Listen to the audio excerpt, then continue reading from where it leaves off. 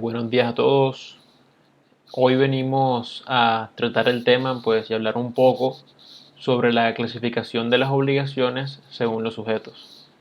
Mi grupo está conformado por Marco Fernández, Juan Diego Vargas, Cristian Ortega y mi persona, Joaquín Franco. En la clasificación de las obligaciones según sus sujetos, existen dos principales grupos de estas. Las primeras sí son las obligaciones de sujeto unitario. Estas son aquellas obligaciones en las que tanto la parte deudora como la parte acreedora se encuentran integrados por una sola persona o por un solo titular. Estas obligaciones tampoco tienen, digamos, ninguna particularidad jurídica que encierre o abarque pues su tratamiento. Y por otro lado, se encuentran las obligaciones de sujeto plural. Estas obligaciones están caracterizadas por la presencia de dos o más sujetos en ambos o algún extremo de la obligación, ya sea en la parte acreedora, la parte deudora, o pues tanto en la acreedora como en la deudora. Por eso se habla de que puede tener pluralidad activa, pasiva o mixta, dependiendo, como dije anteriormente, pues en qué extremo se encuentre esta pluralidad. Estas obligaciones de sujeto plural tienen una subdivisión, y es que están subdivididas en obligaciones conjuntas y obligaciones solidarias. Para explicar, digamos muy brevemente, esta subdivisión, está el artículo 1568 del Código Civil, el cual dice que en general, cuando se ha contraído por muchas personas o para con muchas la obligación de una cosa divisible, cada uno de los deudores, en primer caso, es obligado a su parte o cuota de la deuda, y cada uno de los acreedores, en segundo, solo tiene derecho para demandar su parte o cuota en el crédito. Pero en virtud de la convención, del testamento o de la ley, puede exigirse a cada uno de los deudores o por cada uno de los acreedores el total de la deuda, y entonces la obligación se convierte en solidaria o in solidum. Y bueno, como vimos en el artículo descrito anterior, vamos a pasar ahora un poco a lo que son las obligaciones conjuntas o mancomunadas. De estas obligaciones se puede decir que son aquellas que, teniendo un objeto divisible, existen a cargo de uno o más deudores y a favor de uno o más acreedores, de modo tal que cada deudor debe solo su parte y cada acreedor puede exigir solamente su parte de la respectiva obligación. Estas obligaciones conjuntas o mancomunadas constituyen la regla general en materia civil. Esto lo pudimos ver en el artículo 1568 del Código Civil, el cual expresa esto y además dice que solamente por excepción se tomará las obligaciones plurales como solidarias. Sin embargo, esto cambia un poco cuando se trata del ámbito mercantil o de relaciones mercantiles, pues el artículo 825 del Código de Comercio establece que en los negocios mercantiles, cuando fueren varios los deudores, se presumirá que sean obligados solidariamente. Y por esto es que se hace a veces conveniente la necesidad de establecer por adelantado si la obligación es de índole civil o de índole comercial, ya que así se puede, digamos, lo que se puede saber cuál es la regla general que aplicará en cada caso,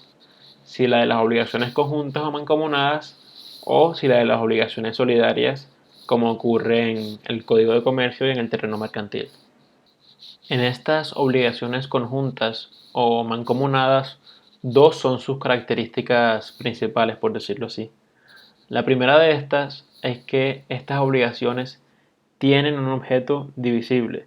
y esto se puede ver en el inciso primero del artículo 1568 del Código Civil. Y esto es esencial, ya que esto es principalmente lo que caracteriza estas obligaciones,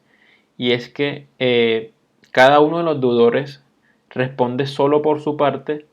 o al contrario, cada acreedor puede exigir solo su parte, lo cual demanda también como premisa que la prestación o el objeto de la prestación debe ser dividible para que se pueda cumplir esto. En cuanto a la repartición de estas obligaciones, teniendo en cuenta que cada deudor responde solo por su parte y cada acreedor puede exigir solo su parte, se dice que se dividen en partes iguales. Pues sí, se acude a la fórmula de las partes iguales, a menos que se exprese anteriormente lo contrario. Y en este sentido, si se expresa que no se utilizará la fórmula de las partes iguales, sino que se busca hacer una repartición diferente o por porcentajes, aquí prevalecería la voluntad privada. Y bueno, la segunda característica principal de estas obligaciones conjuntas o mancomunadas es que en estas hay una pluralidad de vínculos. Esto equivale a reconocer que al interior de la relación obligatoria, si cada deudor debe solo su parte o cada acreedor puede exigir solamente su parte, se entiende que hay vínculos en este sentido separables y por ende, como lo dice la característica, plurales. Y poniendo esto en un ejemplo que lo ilustre, podríamos decir que, por ejemplo, si A y B deben hacer por partes iguales la suma de, digamos, 1.000 pesos, cada uno tendría que responder solamente por su parte, es decir, 500 en este caso, por lo que habría un vínculo entre A y C y otro entre B y C. Cada vínculo, digamos, por decirlo así, plural o separable, con la obligación de pagar los 500 pesos. En estas obligaciones, digamos, conjuntas o mancomunadas, el sistema que se usa de la doble característica no presenta, digamos que ninguna dificultad o ningún problema cuando se trata de una pluralidad pasiva o activa. Pero esta adquiere, digamos, un poco de complejidad cuando pasa a ser una pluralidad mixta. Y es que aquí surge una duda. Es que si el deudor debe cumplir a favor de uno o a favor de todos los acreedores, pues lo que debe de su prestación. Como ejemplo digamos, para explicar un poco mejor lo que ocurre en este caso, vamos a poner el ejemplo de una obligación conjunta o mancomunada en la que A y B, como deudores, deben en proporción 40 y 60% a C y D, que como acreedores deben recibir el 30 y 70%, siendo la suma de la obligación esta de 1.000.000 de pesos. Entonces, la pregunta es que para resolver esto se presentan dos opciones, siendo la primera opción que, por ejemplo, A, para liberarse de su responsabilidad y de esta obligación, pueda pagar los 400.000 que debe, todos a D, quien tiene pues derecho a recibir 700.000, o si debe hacerlo de manera porcentual. Y esto es decir que para liberarse de su responsabilidad tenga que pagar pues los 400.000 que están a su cargo, pero entregando necesariamente una parte a C y una parte a D. Y pues según la proporción con los porcentajes del ejemplo, sería que debería darle 120.000 a C, que corresponden pues al 30% de los 400.000, y 280.000 a D, que corresponden pues al 70% de los 400.000 que debe pagar A. Y esta pregunta que surge en las obligaciones cuando hay una pluralidad mixta, se podría decir que no tendría ningún tipo de problema, ni sería pues de relevancia en un escenario normal en el que tanto A como B cumplen con su obligación,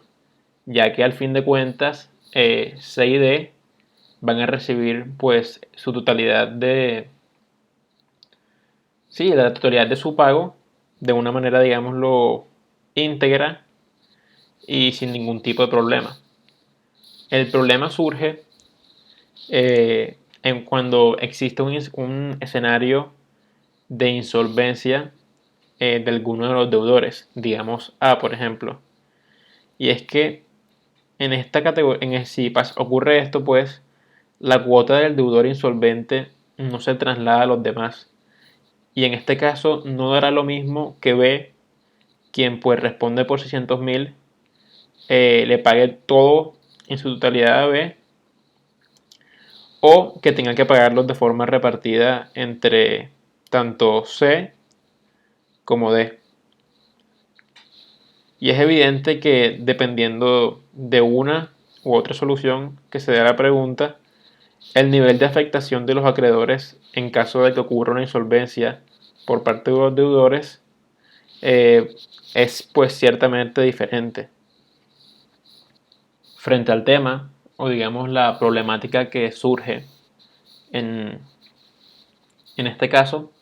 la doctrina nacional también también expone su opinión de cómo se debe, por decirlo así, resolver este tipo de controversias. En primer lugar, vamos a tomar lo que dice Guillermo Ospina, y es que este afirma que la división no va hasta tal punto que se forme un vínculo completamente separado e independiente para cada acreedor y cada deudor. Ospina basa su argumento principalmente en lo que dice la ley, y es que cada deudor, por decirlo así, es responsable de pagar con su parte. Y pues Ospina nos dice que si, por decirlo así, eh, el deudor A que está en una obligación conjunta con B y le deben a C y a D, Ospina es de los que piensa que si el deudor A cumple con su parte de la obligación, ya sea pagándosela a D o a C, este estaría exento de esta obligación y no debería tener que, digamos, repartirla porcentualmente, dependiendo pues, de cómo se había establecido, sino que con tal sí, pues, de que cumpla con su parte de la obligación,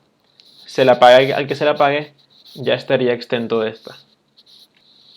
Por otro lado, y en contraste a la opinión de Ospina, se encuentra lo que dice Jorge Cubides, y es que este dice que cada acreedor dividirá su derecho entre los deudores según el porcentaje que a cada uno de estos corresponda en la deuda total,